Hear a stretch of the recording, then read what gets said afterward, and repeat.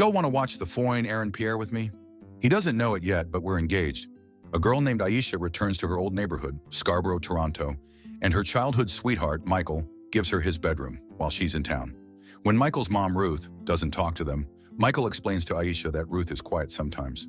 Aisha apologizes for coming, saying her presence is an intrusion, and upon seeing the photo of Michael's late older brother Francis, Aisha tells Michael that she still thinks of Francis. Francis listening to music while shirtless makes my ovaries scream y'all. Brothers Francis and Michael were raised by Ruth, their Jamaican immigrant mother, who worked as a night shift nurse. Since she was a single mom, Ruth would depend on Francis to manage the house and care for Michael while she was away. Francis became Michael's protector and his kind guide and advisor in life. In their teens, the brothers were close but exuded different personalities. Francis was confident, self-assured, and a head-turner, while Michael was quieter and timid. However, Francis was always there to keep bullies in check. One time, Francis had even walked in during a very awkward moment for Michael. When Francis was considering quitting school because woodworking isn't related to his ideal career, Michael pointed out that he would be graduating in 3 months and that Ruth would be mad. When asked what he'd do, Francis, who had always loved music since he was a kid, said he'd pursue music. Getting to know each other, Aisha, Michael's crush since they were kids, shared with Michael that her gardener dad is from Jamaica and her nanny mom, who died when she was a baby, was Portuguese. Michael shared that his mom is Jamaican but didn't know his dad. She then told him that she knew Francis because all the girls in the neighborhood talked about how foreign he is all the time. One day while walking, Michael had seen a bunch of Francis' friends throwing gasoline on someone and threatening to burn him. Anton is the ringleader. When Francis informed Ruth that he'd go out to meet friends, she called him out for not speaking proper English and said that she didn't want him to hang out with hooligans. After firmly refusing to bring Michael with him, Francis went to Desiree's, a local barbershop, where his friend Jelly worked as a DJ. There, Francis worked on his original music with Jelly. When Francis' woodworking teacher critiqued his spice rack, saying the shelves were crooked, Francis cursed at him and quit. When Francis got home, Ruth slapped him so hard, he ended up on the Jennifer Hudson show. Aaron, Pierre, that's Mufasa. What? Francis soon got a janitorial job at a hardware store. While Ruth and Francis weren't home, Michael brought Aisha to his and Francis's shared bedroom, where Aisha checked out Francis's records. Michael told her that Francis wanted to be a producer like Dr. Dre. On his way home, Francis helped a young neighbor named Goose with her bike. When he got home, Michael introduced Aisha to him, prompting him to say that he knew Aisha. Aisha then praised his taste in music. Oh, she seems more interested in bro. After dinner, Francis informed Michael that he would be leaving in a couple of weeks but promises to send money. On their way home, they saw a group of guys arguing loudly, with Anton saying that he told them to stay out of his neighborhood. Shortly after, they witnessed one of the guys fatally shoot Anton. Francis ran to aid him, but they had to leave for their safety. After seeing that Aisha is not in his bedroom, Michael helps Ruth prepare breakfast. Ruth remembers Aisha as the neighbor's kid who was smart at school and who got a scholarship. Michael tells her that he invited Aisha to give her time and space to grieve because her dad just died. Later, Michael hears Ruth calling a hotline, asking for help to reach Francis, as his birthday is at midnight, but the operator tells her that she needs to know which city Francis is in. When Michael approaches her, she hangs up and cries, prompting him to hold her hand because Francis has already died. When they were kids, Francis and Michael were scared that black men from the news would hurt them. She told them that the police would protect them, but Francis told her that they don't think they're safe. She hugged them and promised to go on a picnic with them in Rouge Valley the next day. In the present, Michael is working the same janitorial job Francis had at the hardware store. On his way home from work, Michael sees Aisha on a swing, and they go home together. The night of Anton's shooting, the cops arrest Francis and Michael and are questioned. The cop informed Ruth that her sons were witnesses to a shooting altercation. When she asked if anyone was hurt, he said that a young man was killed and a sleeping little girl was hit when the bullet went through the walls of her unit. At home, Ruth demanded that Francis tell her everything and asked if he knew the people involved, but he refused to say anything.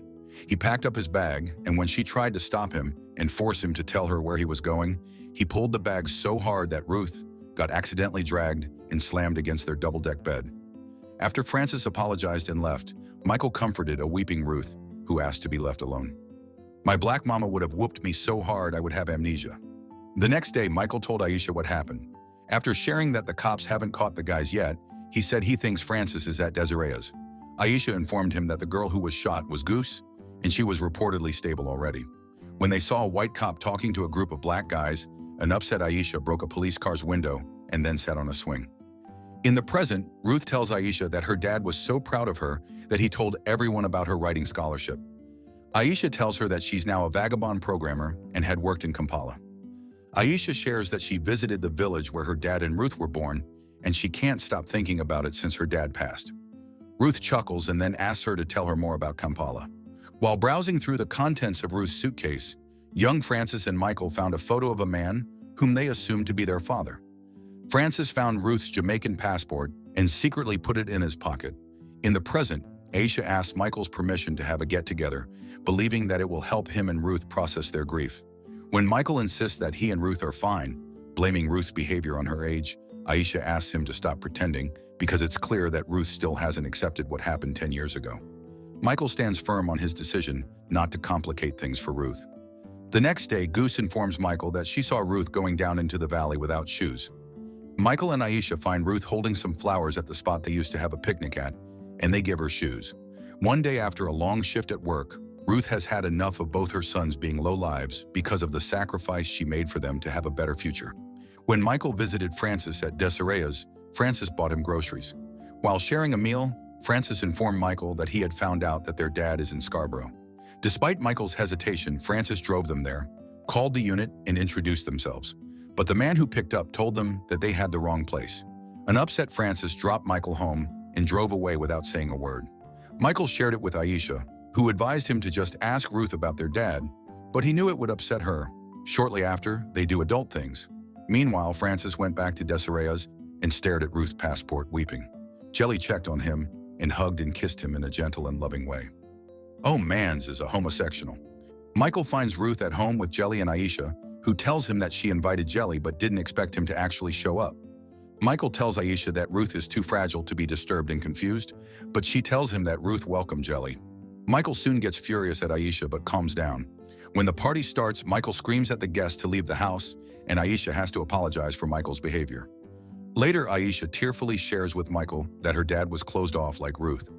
Michael shares that the Christmas before Francis died, Ruth told Francis to grow up and be a man, unlike their dad.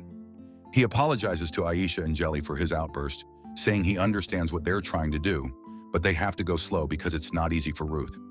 In the past, at a party at Desiree's, Francis informed Michael and Aisha that Jelly would soon go on an audition in the hopes of winning a record deal, and he would be Jelly's producer. And no one thought Francis was gay wearing that fishnet. Later, cops showed up, prompting someone to comment that it's the third time that week since Anton's death. The cops informed them that Conrad's bar was robbed at gunpoint, and 2 black subjects were last seen running down Warren's Avenue. After they said that they hadn't seen anything, they were ordered to stand against the counter, keep their hands where they could see them, and empty their pockets. When a cop poked Jelly with a baton, Francis angrily told him not to touch Jelly, and everyone fell silent and tension rose. After the search, the cops left, and they hugged in relief. At the audition, Jelly shows his skills and Francis is proud of his little bottom boy. But the man isn't interested. Afterwards, Francis intends to talk to the promoter, but the security blocked him from entering the building. When Michael urged Francis to leave, the security insulted them, as especially Michael, Gotta listen to your little bitch here. prompting Francis to punch him. The security guys retaliated, hitting all 3 of them. Michael and Jelly were then pinned down on the ground, left with no choice but to watch as 2 security guards beat Francis.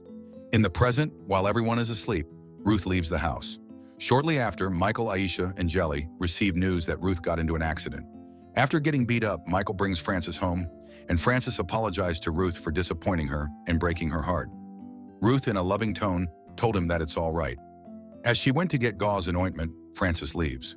Michael caught Francis leaving and asked him to return home, but gave in to Francis' request that he take him to Desiree's. There, Jelly and their friends aided him, but he refused to be taken to the hospital. When one of their friends told him that he needed to calm down, the dispirited Francis said that they're all losers and nobodies. Shortly after, the cops arrived and said that they were responding to a call about a fight. They said that they didn't see any fight and that Francis' beaten-up face was because he fell and got injured. One of the cops asked them to go up against the counter for the search, but Francis, who was so tired of being unfairly targeted for being black, confronted him, saying he's not a criminal and demanding an explanation. Despite the cops pulling a gun on him and warning him not to come any closer, Francis broke free from Jelly and Michael's grips and continued to confront them, prompting Jelly, Michael, and their two other friends to beg him to just do what the cops said. When a cop grabbed Jelly's arm, Francis yelled, demanding not to touch Jelly, prompting another cop to fatally shoot him. Shocked, Michael, Jelly, and their friends stared and held Francis' lifeless body with their shaking hands. Soon, the CCTV footage of the incident was shown on the news. During Francis' funeral, Michael reached for Ruth's hand, but she refused to hold his. When he looked behind him, he saw his dad attending. But when he looked the second time, he wasn't there. Since Francis' death, Ruth was never the same. After she wept as she wore Francis' jacket, she hammered down everything in the house, told Michael that their house was a mess, and refused to give him the hammer. She broke down and she told him that Francis wasn't safe and that she couldn't protect him, prompting Michael to hug her. When Aisha visited to check on them and give them groceries, she told Michael that their friends from Desiree's, including Jelly, had disappeared. He told her that after an investigation, the police said the shooting was considered lawful, even though all Francis had was his wallet and Ruth's old Jamaican passport.